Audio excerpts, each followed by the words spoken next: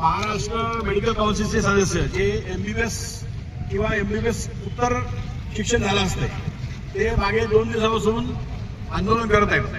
2 दिवस आम्ही दवाखाने आमचे बाह्य रुग्ण विभाग बंद ठेवला, पण सरकारने आमच्या महाराष्ट्रामधल्या आंदोलनाला काही प्रतिसाद न देता जो अध्यादेश काढला आहे तो मागे घेतला नाही. त्यामुळे आजपासून आम्ही टोटल दवाखाने म्हणजे इन्क्लुडिंग सगळे इमर्जन्सी सर्व्हिसेस आम्ही थांबवले आहेत.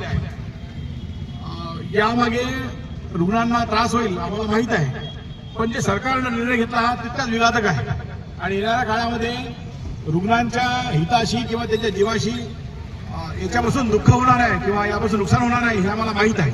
त्यामुळेच एवढा कठोर निर्णय आमच्या असोसिएशननी महाराष्ट्र लेवलला घेतला आहे आणि हे महाराष्ट्र सरकारमध्ये पहिल्यांदा झालं पूर्ण भारतामध्ये.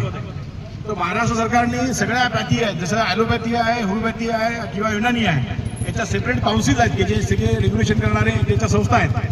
पण महाराष्ट्राकडून मागील काही वर्षापासून BHMS जे होमिओपॅथिक काउन्सिल आहे त्यांच्या काही जे हे आहेत म्हणजे त्याचे डॉक्टर आहेत त्यांना एखादा ब्रिज कोर्स करून दिला 6 महिने किंवा वर्षाचा, ज्या ॲलोपॅथिक औषधांच्या माहिती किंवा त्यांची ज्ञान देण्यासाठी.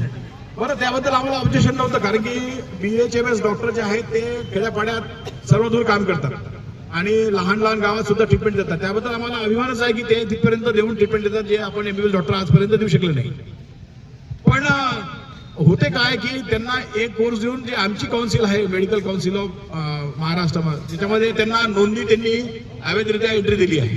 त्याबद्दलच आमचा आक्षेप आहे, कारण की एखादा MBBS डॉक्टर जो इतका नीटची कठीण परीक्षा देऊन किंवा कॉलेजमध्ये नंबर लावून 5-6 वर्ष कठोर परिश्रम घेऊन त्याचं रजिस्ट्रेशन होते आणि BHMS करतात, पण त्यांच्या एज्युकेशनमध्ये त्या विषयांचा भाग नाही आहे. तेवढं कठोर त्याचं शिक्षण किंवा त्या पॅथीचं नसल्यामुळे ते वेगळ्या प्रकारचं आहे.